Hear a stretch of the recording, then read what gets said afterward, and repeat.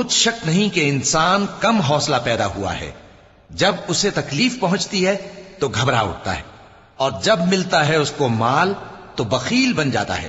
مگر نماز ادا کرنے والے جو نماز کا التزام رکھتے اور ہمیشہ پڑھتے ہیں، اور جن کے مال میں حصہ مقرر ہے، یعنی مانگنے والے کا اور نہ مانگنے والے کا، اور جو روز جزا کو سچ سمجھتے ہیں، اور جو اپنے پروردگار کے عذاب سے خوف رکھتے ہیں، بے شک ان کے پروردگار کا عذاب ہے ہی ایسا کہ اس سے بے خوف نہ ہوا جائے۔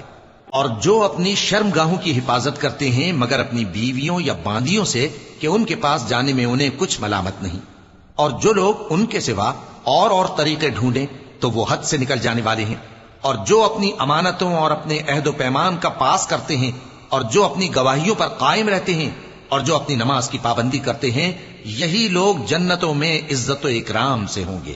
تو اے نبی، ان کافروں کو کیا ہوا ہے کہ تمہاری طرف دوڑے چلے آتے ہیں، دائیں اور بائیں سے گروہ گروہ ہو کر جمع ہوتے جاتے ہیں؟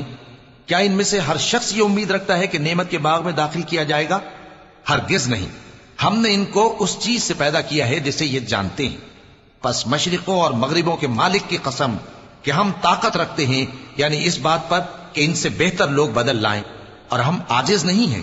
تو اے پیغمبر، ان کو باطل میں پڑے رہنے اور کھیل لینے دو، یہاں تک کہ جس دن کا ان سے وعدہ کیا جاتا ہے وہ ان کے سامنے آ موجود ہو۔